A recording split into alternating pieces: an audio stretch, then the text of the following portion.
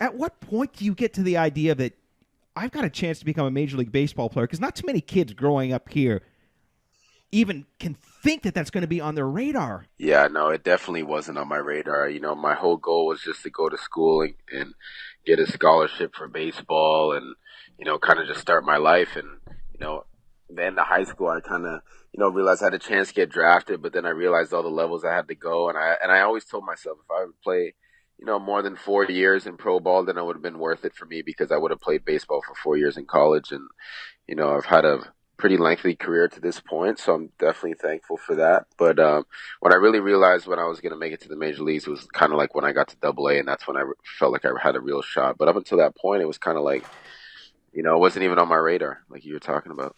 Dalton, when you get a chance to throw on a Blue Jays jersey as a guy that's, born and bred, raised in Toronto, is this a pinch me moment? Is this like, this cannot be happening? Honestly, this has to be a dream and don't ever wake me up. Yeah, it's definitely a surreal moment, like I can remember where I sat, at stadiums when I used to go to the games and, to be on the team, like just to get drafted by the team was amazing, but like to play for the team, it just, every day that I'm there is just a great day and I have nothing to be, mad or sad about. So every time I get to put on that uniform, it definitely means a little bit more to me than it does, most other guys. But that's the stars coming into alignment, isn't it? Like that's the planets aligning because you could have been picked by any other team, but it's the Blue Jays. You know what I'm saying? Yeah, no, it's crazy. Like when I was drafted, I didn't even hear the team that picked me until, I just heard my name. So I was excited. And afterwards I heard it was the Blue Jays and I was like, man, one day it would have been crazy to play for the Jays, and, here I am. And of course they could have aligned for your brother Tristan too, right? And I'm sure, I know draft day, you're probably going, come on, Jays, pick my brother, will you? No, he's down for whoever, believes in him the most. So I don't think he has a preference. I mean, obviously, too, he too would love to play for the Jays, I'm guessing. But like I said, I don't think he has a preference. Whoever's willing to pay him the most money, I think he's willing to go to. Dalton, I remember the day that you found out you were making the team for the first time, and you were roommates with Devin Travis, and I think we were shooting some kind of little feature, and we kind of had to reenact you getting the phone call. What do you remember most about the moment when you found out? Because there was so much talk about it, and it was pretty hard for you to avoid all the people on the outside talking about, oh, Dalton could make it, he could make it. Yeah, no, there was definitely a lot of outside noise going into that, but I just tried to handle it the best way I could, and obviously it was tough because I was trying to make the team, I was competing and whatever else. When I got that call, it was kind of just like more of a relief than anything else, and then I could just try to focus on the task at hand versus just making the team. But as a lot of people know, like it's one thing to make the team, but it's another thing to stay there. So I was thankful for that opportunity, and hopefully I get another one going forward. But that's kind of in the past, and I'm just moving forward from that. That first year, though, early on in the season especially, do you think when you look back now that maybe you weren't ready, not physically, but mentally? I think physically you had all the tools, but do you think that just going in early, maybe the amount of pressure you put on yourself? I remember, you'd strike out and you could see it. I mean, it was upsetting you.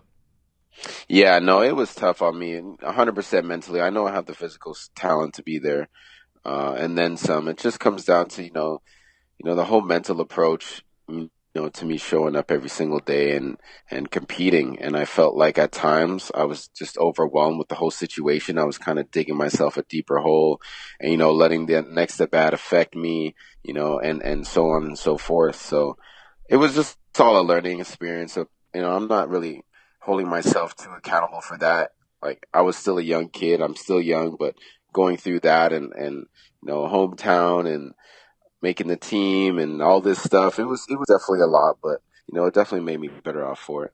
Dalton, I love testing Barry Davis's baseball knowledge. He always sort of considers himself this. I know my stuff, Dalton. This you know baseball that. Encyclopedia. Yeah, you're good. But okay, Barry Davis.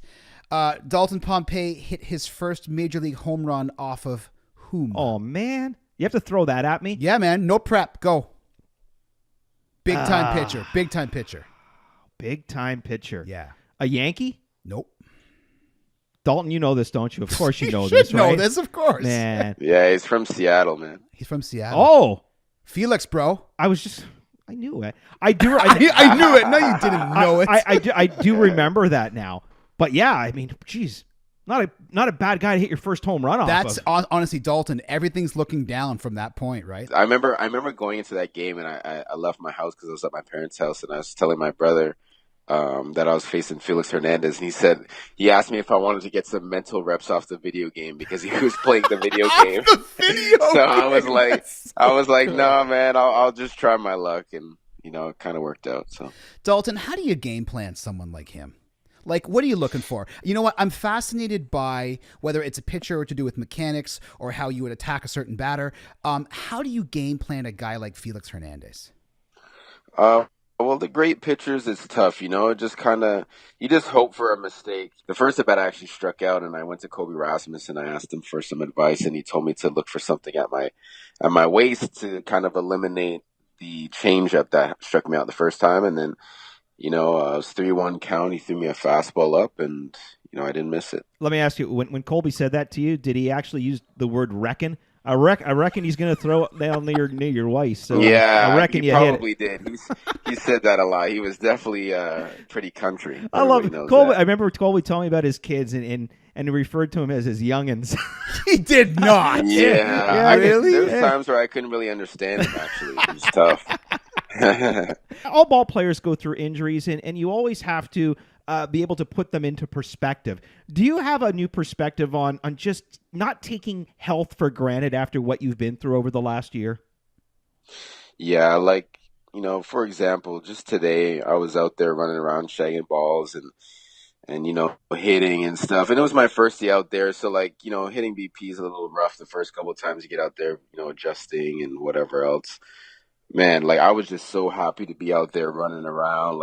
I just had a smile on my face. I can't remember the last time I smiled as much as I did today. It's tough.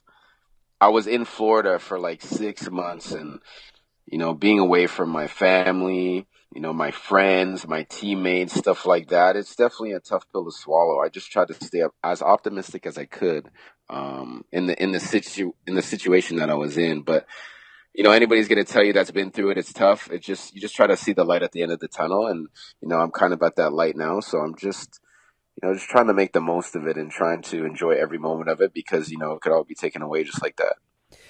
Dalton, you suffered a concussion, and it's interesting. Justin Morneau was someone that you leaned on to help you work through all the concussion stuff. Tell us about your relationship with Justin Morneau. It's pretty good. When I had gotten the concussion in the WBC, he was really helpful on what I should do, what steps I needed to take from that point on. And he gave me his number. He's like, anytime you have any questions about anything or something's feeling weird, just let me know. He's like, I've been through a lot of them, so don't feel afraid. And that's kind of what I did. There was times where I just didn't feel like myself. I asked him too, will I ever feel the same again? And he said, yeah, it just takes a while.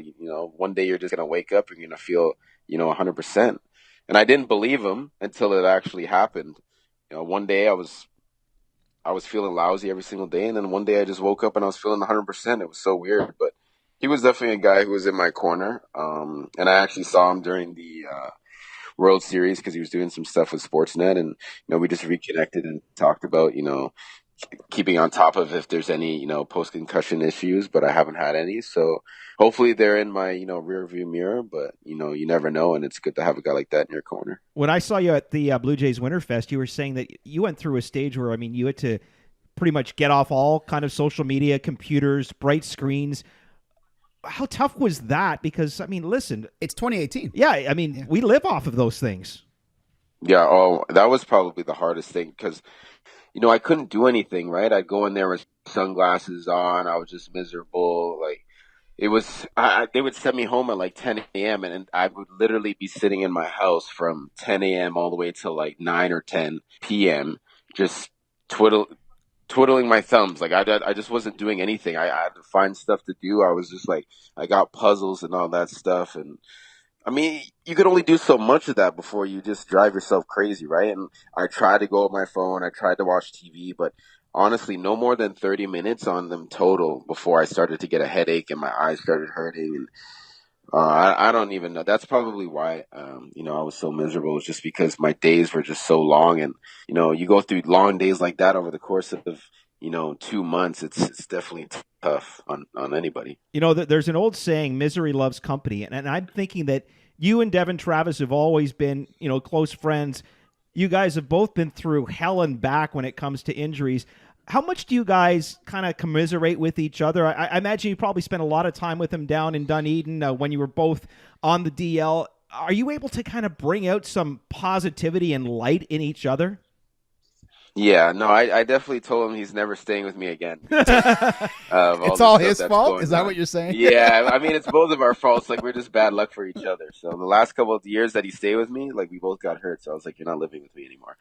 But no, just we had different issues going on, but like we talk about just our mental state, like what we're going through mentally, because the physical standpoint is one thing, but mentally it takes a toll on you. And we've been through a lot of injuries. I think he's been through more than me, but uh, it's tough. It's definitely tough on both of us. But like I said before, you just kind of have to see that light at the end of the tunnel, and we're both pretty much healthy now, so we're good to go. And you've watched Devin, work his butt to get himself back.